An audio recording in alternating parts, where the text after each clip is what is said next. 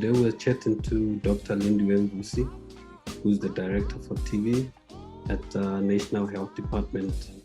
And in support of World TB Day, we would like to find out more from Dr. Lindwe. What dangers are there with the combination between smoking and tuberculosis? We know that there is an increase in risk for contracting TB and also the impairs the response for treatment of the disease, but maybe she can just unpack it a bit more for us.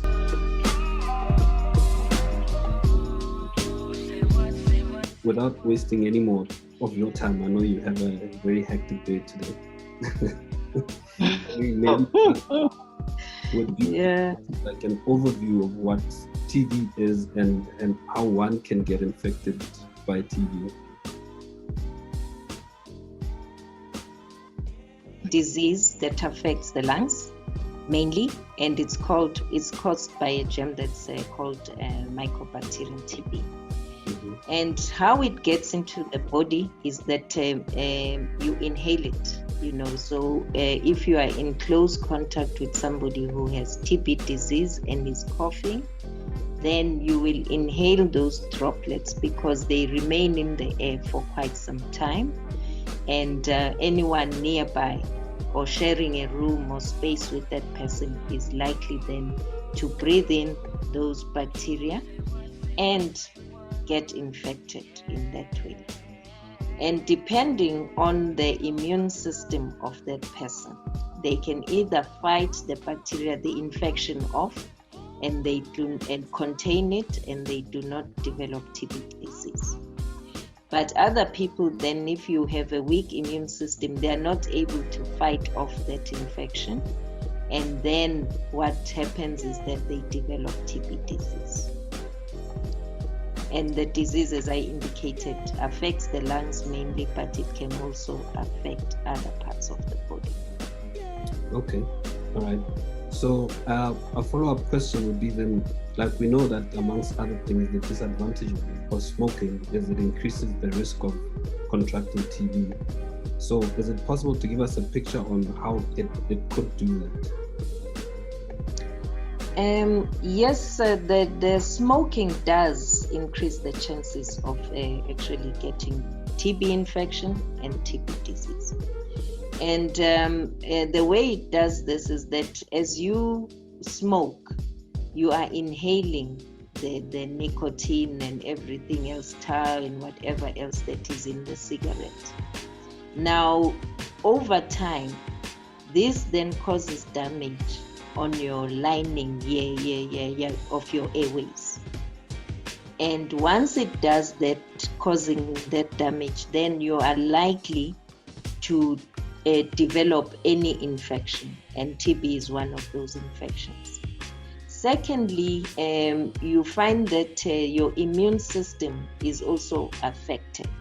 So you're not able, even if you get the bacteria getting into your system, you are not able to fight it off.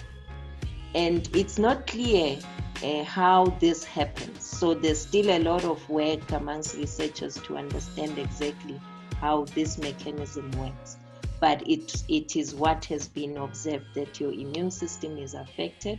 The damage is at least understandable in that you are inhaling toxic, in inverted commas, substances that will affect the lining of your airways.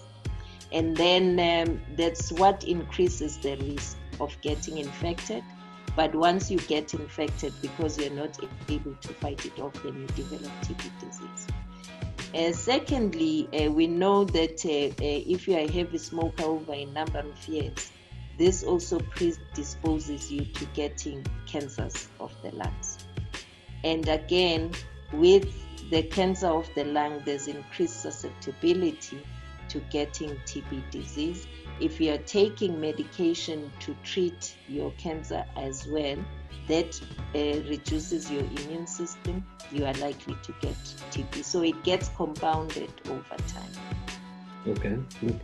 So apart from the increased risk of contracting the disease, there's also an understanding that it impairs the response of treatment. How does that go about? When it comes to the treatment, it is people who are smokers and continue to do not respond as well to TB treatment as people who are not smokers. And this is linked to the immune impairment. But as I indicated earlier, it is not really well understood in terms of the mechanism, exactly how this happens. But it has been observed through research that's been conducted on people that are smoking and then have TB. So you find that they do not respond as well. You need to then treat them for a longer period of time for them to actually respond. But we find as well that if they have other lung conditions, then and those conditions are not also treated, that could also be contributing to the poor response to TB treatment.